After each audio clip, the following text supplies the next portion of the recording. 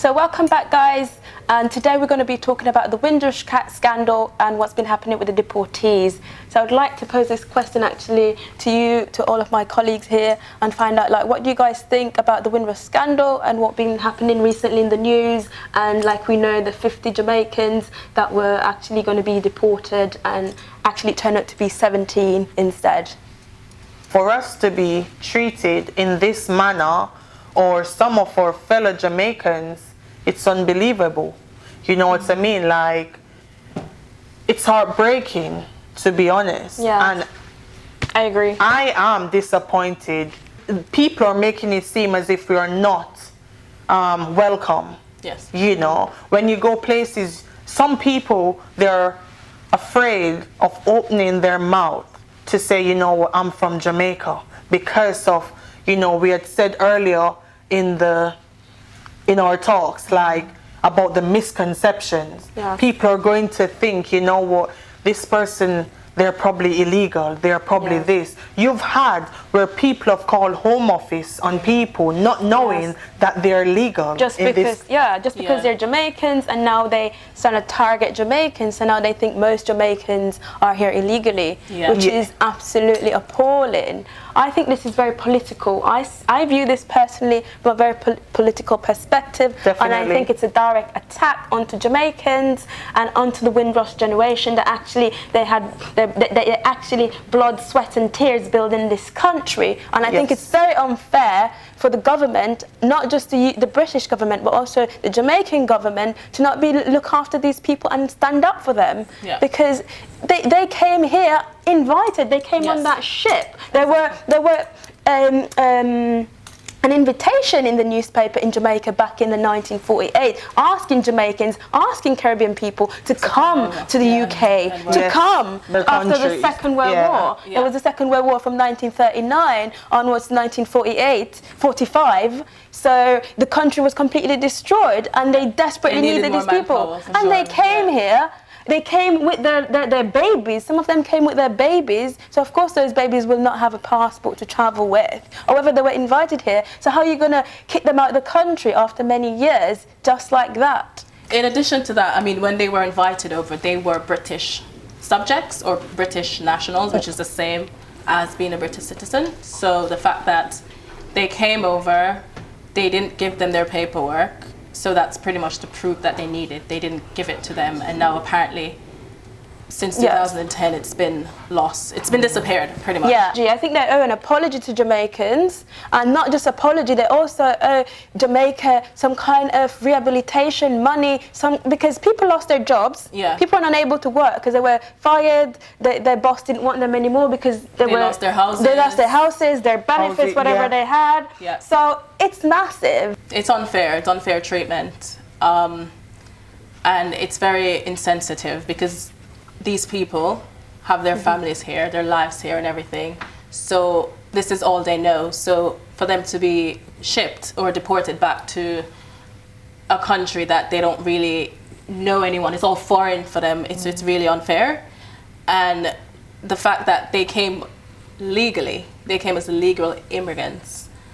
And I mean, that alone, it's like you're taking away from them, you're taking away their life from them. So I feel like it's really unjust and it's really unfair impact. And do you think there's anything that could be done to help these deportees, or do you think...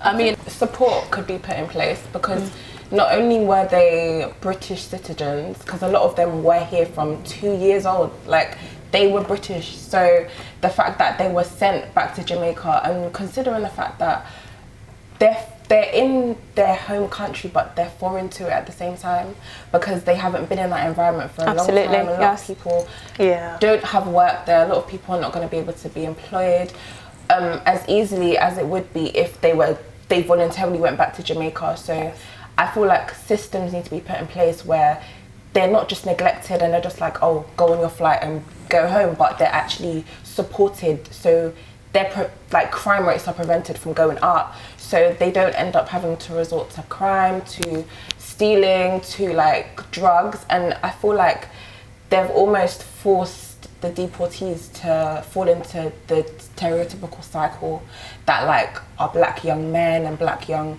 women have already been stuck in for so long. Yeah. So kind of like putting them into and forcing them into that environment doesn't help the situation in Jamaica or the community here either. So in regards to Jamaica, I feel like the government could potentially put systems, like we said before, in place so the deportees aren't at risk, and that their cares and that their things that they need, like their basic necessities of life, are being cared for, because a lot of them do not have anything in Jamaica, so they can't be on the streets or basically at risk. So I feel like. But do you feel like the Jamaican government perhaps is more concerned about his relationship with England and not so much about the Jamaican people themselves that's coming back home and what's going to happen to actual civilians, given these people are dangerous and going to be let loose into a country? Do you believe he cares more about his relationship with England? Because that's how I feel.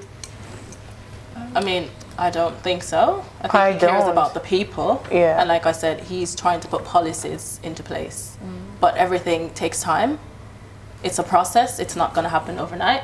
Yes. So I think we just need to be a little bit more patient. That's it. With And everything. you know what? To be honest, he's just coming to power. Yeah. You know what I mean? And to be honest, we have to give that to him. He's been doing a lot. You know what I mean? So we have to give him that time to, you know, put into and how place. much time do you think is going to be needed? Well, I mean, that's a tricky question. Yeah, That's that's a something tricky we one. personally You would will have to need check. answer. Because my issue I have with this is that I feel like he's not being quite, you know, on the ball, quite like urgent. Because this is really urgent matter. It's happening now, and you guys are saying, okay, he needs time, but how much time is time? Because these people are realistically now in Jamaica, don't have a place to sleep, don't have any food, don't have clothes on their back. So we've given him time, but these people are out there suffering realistically. And my other question, which I have actually, is the hostile environment policy that came into place in 2013. Yes. I personally feel it was targeted towards Jamaicans. Black. That's true. That's absolutely What do you guys think? I agree with that. Because I've not seen them taking anyone and shipping them back, flying them back to their country. Not at all. That's very true. But on the flip side to that, there is apparently a new section at the Home Office that helps with Windrush specifically. You just phone them up. I completely forgot the name of it, but you can phone them up and they're very proactive, and it's always a quick turnaround. So if you explain to them your situation, then you're able to get status. That's what I've read about. But so things are looking up for the Windrush generation. In regards to deportees, now I'm not too sure. I mean, it's still unfair. It's still wrong, immoral. These people have done their time, you know, they've done their sentence, and it's like they're getting a double sentence. I think they should have. I feel like the whole thing is just, Yeah. it's really wrong. Thank you very much for clarifying. However, the Windrush topic is quite broad, so unfortunately we'd have to move on today to the LL tips. And the lady wrote in today asking that she was with her boyfriend, that she had lent some money, however they broke up. Should she get her money back? What do you guys think? For me, it depends on A, the amount of money that she loaned him, and B, it depends on the relationship that they have. Yeah. So, What do you I think? agree. Like, if we're talking about £20, then I mean, I can let that go. If we're talking about 20,000, then no, like, my guy, you're gonna have to wire that back to me. But why would you give 20,000 to a boyfriend? It's not even your husband. I know, but Doesn't I matter. mean, it depends on the situation. Like, if they've broken up, he should have the decency to just send that back. Like, there shouldn't even be a conversation. Well, clearly he about it, doesn't, but, so which is why she's wondering. I mean, how does she get it back? Yeah, what do you think, Cody? When you love someone, you'll do anything. that's You know, true. I think they say love is blind. So it's like, you know, but but if I was in a relationship and I loaned some money, and because of how the situation was, and you know, it's like I didn't want to get that money back. Yeah. It's like I did not want to have nothing, and up to today I've forgiven that person, but I don't want to have nothing to do with them. Yeah, makes But in sense. this situation, if she wants her money back, it's really hard, because if she doesn't have like proof, she can't even report that. True, yes. So it's going to be like, you know what, I've lost it. You know what, it's like, Spilled you know, milk. yeah. But if you can get your money back, lady, I know it's anonymous, but if you're watching and if you can get your money back and if you've got proof, go for it. I would say let it go. Sometimes you just have to count your losses. So yeah. Yeah, I personally think a woman shouldn't be lending money to a man, but that's just my perspective, because he should be able to be working. I don't see why a female should be lending money. I mean, I feel like it's not a gender thing. I feel like it doesn't matter who lends who money. Sometimes you're with someone, they're working, they've lost their jobs, you're going to obviously support them financially, because that's what love is about. So it doesn't really matter. But if it's what love is really about, then you should actually give the money back without she having to ask whether she should get it back or not. However, like if it's £20, I believe should let it go. £500, maybe £1,000, let it go. However, if it's much more, if you can take it to court, but otherwise, I think call it a day and end of the story. Shanae, do you know what? Yeah, guess what happens? Sometimes a man might, you know, come and say, "Honey, can you lend me some money?" Do you know why they would do that? They would like to see the type of woman that they're actually dealing with. It's not and they've got money, but they want to know, is this woman does she have my back? Is she a keeper? Exactly. You know but what I mean? That shouldn't be a, oh, you're going to keep a man by lending him. Yes, no, lending him money. Mentality are different. For me, if you have it, lend it. If you care about somebody, why not loan them money? I mean, I look at it different. I don't think money definitely. To me, so. Thank you guys for sharing all your thoughts and your opinion today. It's been great talking with you guys. However, it's finished. Hope you guys at home have enjoyed it and enjoyed everything that we've said. And please remember, we're little but we're talawa.